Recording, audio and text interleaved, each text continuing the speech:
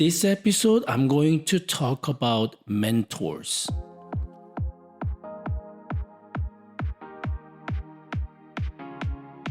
Welcome to the Podiatry Profits Podcast, where you will discover how to get more patients and multiply the profits of your practice with minimally invasive foot surgery, proven marketing systems, and ethical influencing to your patients. And now, your host, board-certified podiatrist, best-selling author, speaker, and founder of TJ Ahn Coaching and Consulting, Dr. TJ Ahn. Welcome to this episode. This is Dr. TJ Ahn. Wow, so this is going to be 5th episode since I launched my podcast. And we're definitely gaining more subscribers thanks to you. And again, if you really love what I'm covering in this podcast, really this is designed to help you grow your practice by increasing profits from podiatry practice.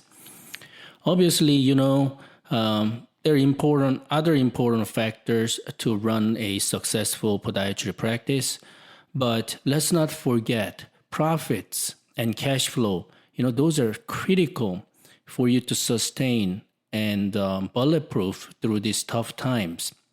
You'll have ups and downs, but you need to focus on the profits and cash flow. And, rest of it really kind of falls into place naturally. So this episode, I'm going to talk about mentors. So, you've heard about mentors and teachers, coach. You might see a lot of advertisement or marketing messages about the mentors or mentoring program, coaching program. I have coaching program, mentorship program, but put those aside. And this is more principle why all of us need mentor or mentors. Number one, mentors are the ones who have done it in the past and also not only for themselves, but proven to others. That's the difference. You're not just casually helping your friend. Mentors have done it for themselves and have done it to others. Proven track record, that's important because they will teach you the right way. What do I mean by that? Do you know, I'm fanatic of golf, right? My role model is Ben Hogan.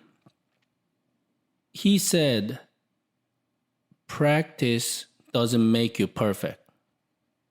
Practice makes you permanent. Think about it just for a few minutes, few seconds, few minutes, or sleep on it, because that was an epiphany for me. Practice, meaning you repeating what you learn, making into yours, right? But if you practice, whatever it is, it's minimally invasive surgery, marketing skill, persuasion skills, guitar, piano. If you practice wrong ones, if you practice wrong information, wrong knowledge, could it be not for you? There is a knowledge, or there's a technique, but it really doesn't fit for you. But you don't know otherwise, so you will do it on your own and continue to practice. So that will make your learning process, whatever that was that you were trying, it will become permanent. It's so true. But if you have a mentors or a coach who have done it, they'll teach you the right technique, right way, right methodology, right implementation plan, and help you practice. Whatever that you are learning, it becomes not only permanent, but the right way. Does that make sense? Number two, reason why you should have mentors is that mentors or coach, they will help your learning process or taking action or implementation faster. So remember, first one, they'll teach you or guide you the right way. And second one, they'll help you do it faster compared to you are doing it by yourself. Well, because, if you think about it, especially as a podiatrist, we are all running against time, especially in our practice, in this healthcare climate and in these tough times, in this new global shift. We don't have luxury of time. Time is a most invaluable asset that we can have as a human to begin with, right? Once it passes, you cannot go back so far in this technology. So why not take the shortcut? It's not cheating. You're just learning the shortcut so you avoid potential trials and errors for your practice. That doesn't mean you don't learn about them. Usually good mentors and coaches tell you and show you what not to do, typically from their own experience or the other clients they have helped, other mentee that they have helped. Because deep down from their heart, if they're a good mentor, they don't want you to repeat the mistakes, trials, and errors that they've seen or they've done. Hence, you will take the shortcut. Make sense? I hope it makes sense. Again, I'm open book. If you have any comments, concerns, questions, please send me an email, tjan@drtjan.com, or visit my website, drtjan.com, and, you'll find a way to connect with me. I'd love to connect with you. I cover so far, number one, teaches you the right technique, good practice. Number two, mentors can help you implement faster, shortcut.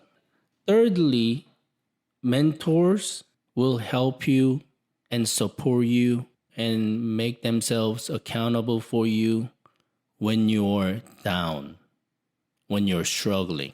We all have ups and downs, right? That's natural. There's no boring linear line in our lives. We will have happy time, sad time, ups and downs, easy, smooth sail, yet sometimes tough obstacles. It's going to be boring. Our life would be boring if we don't have those ups and downs. However, when we are down, we cannot mentally focus, and because emotion in our body, that they will overwhelm you. So it will cloud our judgment. It'll cloud our implementation skill.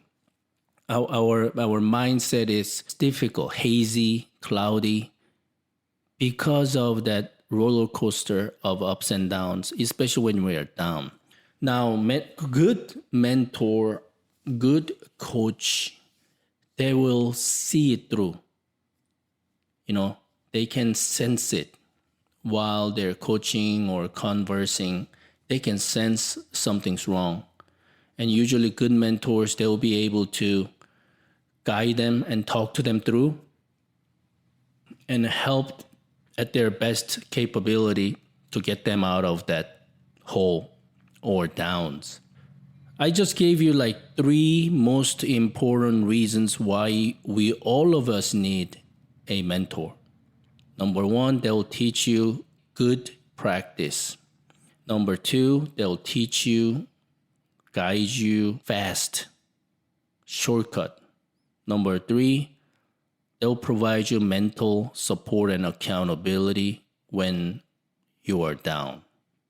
I look back, I had many mentors in my life. I want you to think about that today. How many mentors have you had in your life? if you want to write it out, sometimes it's really important to kind of regurgitate out of what you have internally by writing. So I do have a free Facebook group for podiatrists. It's called Podiatry Profits. So once you start connecting with me, I have so many different resources that will help you think differently, see the light at the end of the tunnel. Or if you're already doing well, how can you maintain it? How can you make it more efficient, more productive? So make sure to check out my free Facebook group, Podiatry Profits. What was I going to say? Oh, yeah. So how many mentors have you had in your life? Like I said earlier, I had many mentors. Interesting thing is it was not always about study, right? I love doing different things. People who know me, I love golf. I love martial arts. And then the thing that I haven't discussed much in public is that I love dog training, police dog Schutzhund training. Whenever I met new mentor, new teacher in different subject or expertise field, for some reason I've been always fortunate to meet the best teachers. Have you had that experience? When you met a right teacher, the best teacher, you completely excel your learning process. At the same time, you're enjoying it so much.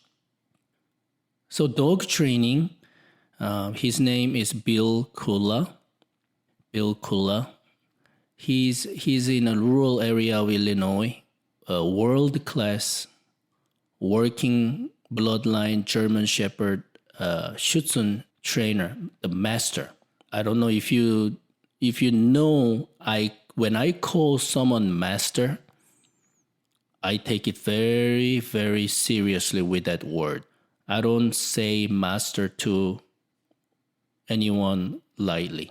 I don't call myself master, of course. I don't think I'll never be a master in one field like masters that I call them masters, right? Martial arts master, dog training master, minimally invasive surgery master, chess master. I've been helping my son, who is 6 years old, got into the world of chess when he was 5. I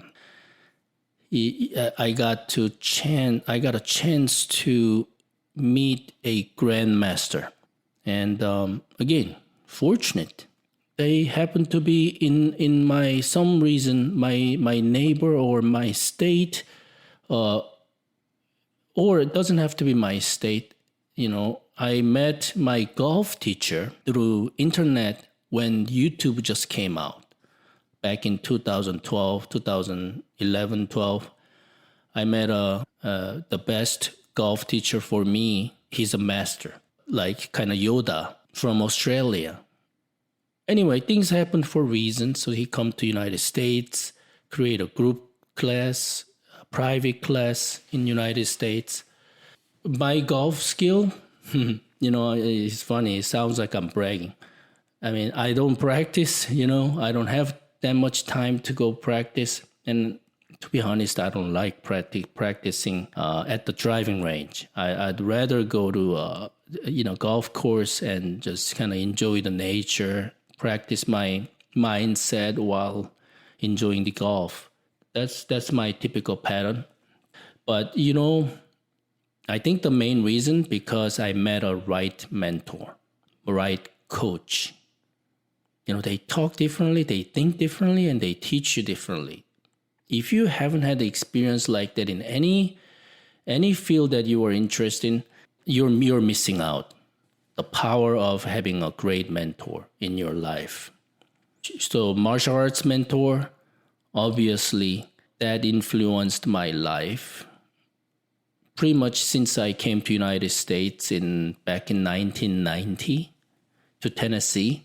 Who would have known I would meet a Japanese martial art teacher in Knoxville, Tennessee, back in 1992. Again, could it be fortune? Could it be destiny, my pathways? Have you heard that quote? I think by Jim Collins. Luck. People say you're lucky. Oh, you're lucky. But luck happens when preparation meets the opportunity. Oh, I love that quote. I mean, I might be, quoting maybe not exactly, but that's the essence of it.